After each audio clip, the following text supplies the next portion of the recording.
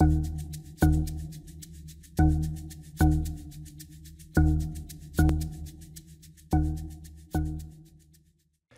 from Washington, D.C., our nation's capital. I spent over 20 years working in the U.S. military, honing my skills to assess, evaluate, and formulate strategic plans. Using these skills, we will analyze the facts with a high degree of rigor. We will use rational, skeptical, and unbiased analysis to evaluate the factual evidence. Ready to take a deep dive into today's events? Well, me too. It's time to trust but verify. I want to give you a quick update on a show I did last week about President Trump being banned from Twitter and other social media platforms. Over the weekend, social media platform Parlor is back online. Well, sort of. They've sorted out their domain name and they might have found a hosting company. So when you go to parlor.com on your web browser, you'll see a placeholder website is up. It's still not usable and remains gone from the app stores, but you will see a message from the chief executive, John Mates. He posted a brief message over the weekend where he asked, "Hello world, is this thing on?" Under there's an hourglass emphasizing the technical difficulties. But here's his message. Now seems like the right time to remind you all, both lovers and haters, why we started this platform. We believe privacy is paramount and free speech essential, especially on social media. Our aim has always been to provide a nonpartisan public square where individuals can enjoy and exercise their rights to both.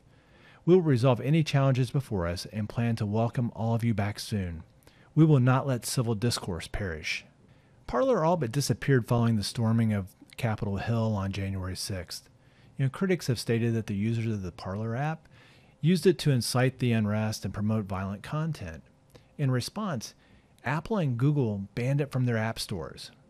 Within 24 hours, Amazon then suspended it from its web hosting services, effectively taking it offline. Now remember, conservative social media users have flocked to Parler in the recent months, divorcing themselves from mainstream platforms like Twitter and Facebook for what they see as censorship. They argue that these platforms were basically stopping what they had to say. However, Parler has rejected all allegations against it, saying there's absolutely no evidence it was used to organize unrest. Last Monday, Parler filed an antitrust lawsuit against Amazon Web Services seeking to force Amazon to restore their account. Then on Tuesday, Amazon hit back with a response that listed out a dozen or so actual threatening posts that individuals made on Parler in the lead up to the attack on the Capitol. Amazon also alleged that Parler violated its contract by refusing to remove more than 100 examples of violent content. This is extremely violent content, including death threats against prominent Democrats, Republicans, and tech executives. I've added a link to the Business Insider article in the comments, and then also one into the Twitter feed that shows the Amazon's actual response. It's also been reported that Mr. Mates has gone into hiding with his family after receiving death threats and invasive personal security breaches. This is part of the lawsuit that he's filed. So in closing, read the Business Insider article and the Amazon response on Twitter.